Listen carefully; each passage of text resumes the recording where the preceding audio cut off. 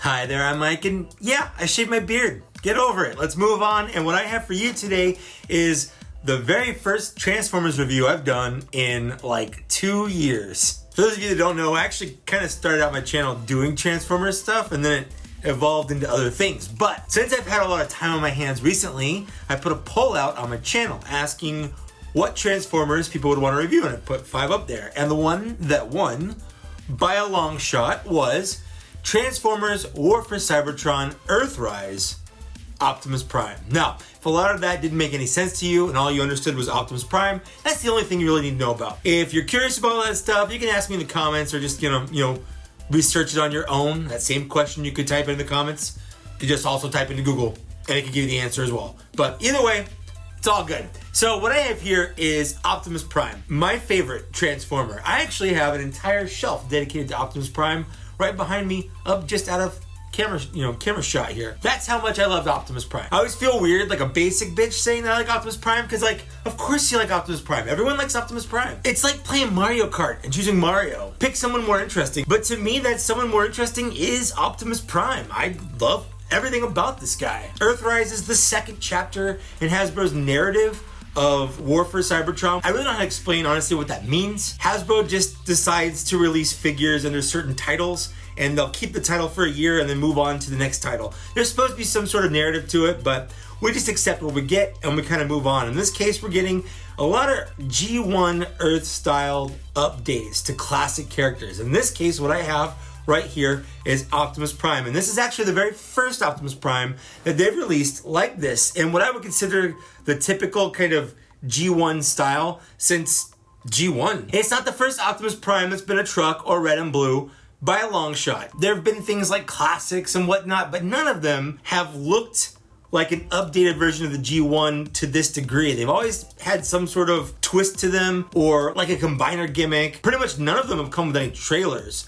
So the fact that we get an Optimus Prime that looks like an updated version of his G1 character with a trailer, to me, was an instant buy. There's just something so iconic about Optimus Prime here. The silhouette that he strikes, the head shape, the window chests, which in this case, the window chests that you get here are the same that he uses for truck mode. Yeah, that seems silly, but it doesn't happen more often than you think it does. Take, for instance, his grill right here. This grill is not the same grill that he uses for his truck mode. This is a faux grill. Most of the time he also has faux window plates. In this case, he doesn't, and that's just kind of neat. The windows plates do open, and that reveals a matrix of leadership, another little fun add-on. So it's pretty cool that this one comes with it, because the original G1 Optimus Prime did not. And I think for me, the biggest thing here is that yes, this looks like the original G1 Optimus Prime, but it looks more like what he did in the cartoon.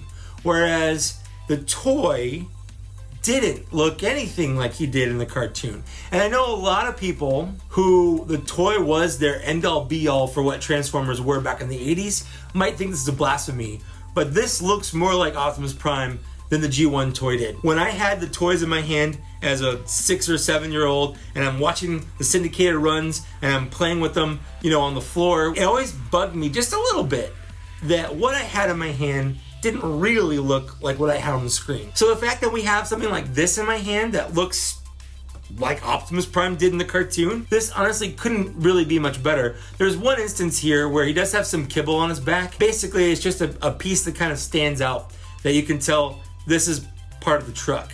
And it doesn't really look like the rest of the robot. It just kind of has wheels on his ass. In that case, it does kind of suck, but there's always been kind of a problem with what to do with these wheels. In this case, they've kind of tucked them back in a way, and if this bugs you enough, you can actually just remove it.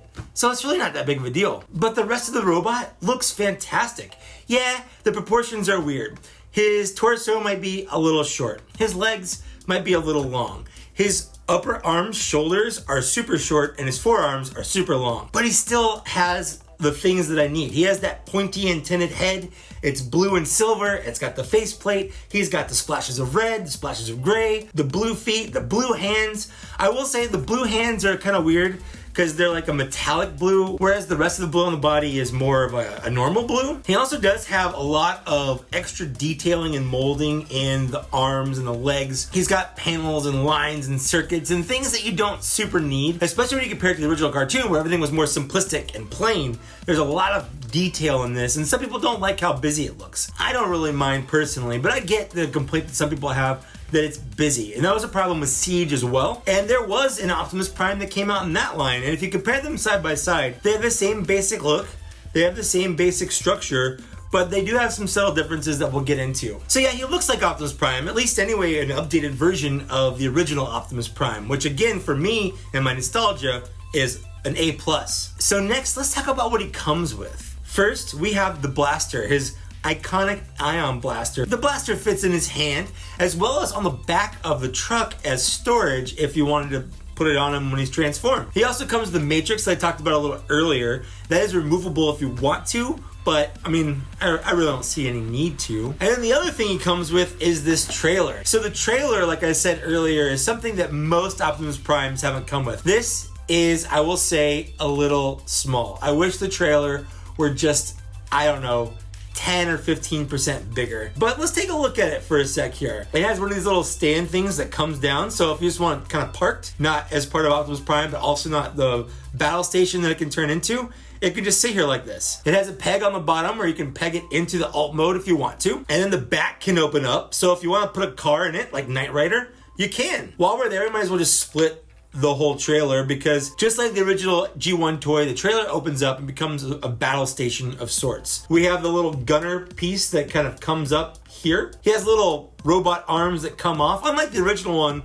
which I believe was one arm and then a little kind of antenna dish thing. He just has two arms, which I'm fine with the change, but the original G1 also had a cockpit for a little very small figure it didn't come with. You can tell that this is molded after that. It looks like it should have a cockpit molded into the plastic, but it's just one piece of gray plastic and not blue like the original, which I kind of wish it were blue. If you want to lay it flat like this so he can come up behind it and operate it like the gun, like the toy did, you can do that. You can also stand it up so it becomes a sort of repair bay where Optimus Prime can stand here and the arm can sort of work on him, you know, if he's been damaged. Alternatively, this can actually pop right off, and if you want to, it can plug into the back or any of the other ports on the side of Optimus Prime, and then that can fall off. That's a thing. So if you want to have just an extra little kind of weapon to plug into Optimus Prime, you can. One other feature that it has is the door to the trailer can pop off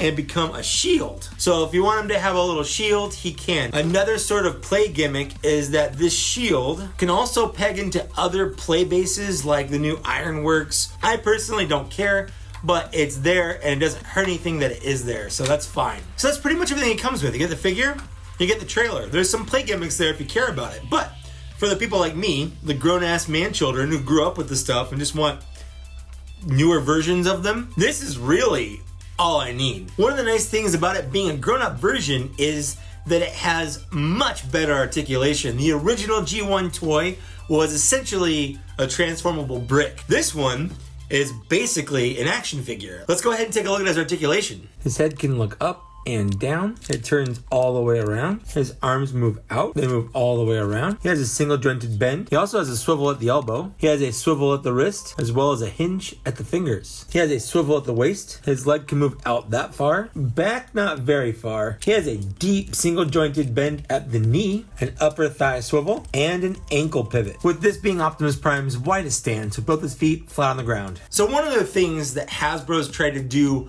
with this War for Cybertron line is enhance the articulation. And what I mean by that is a lot of pieces of articulation are usually missing because transformation can get in the way. Hasbro has figured out a way to use the transformations and keep a lot of the cool articulation that makes the figure more posable. A lot of these points of articulation are pretty standard in other properties. Star Wars The Black Series, Marvel Legends, they have the ankle tilts, they have the waist swivels, they have the bicep swivels. So being able to do that on these pretty standardly throughout the line is actually a very fantastic feat that Hasbro's accomplished. It's very easy to say, well, the transformation stops us from being able to do that. And that's normally true with the transformations they chose, but Hasbro's worked this line using a lot of transformation techniques from previous bots or third-party transformations and kind of incorporating that into this in a more simplified and streamlined way. And I really appreciate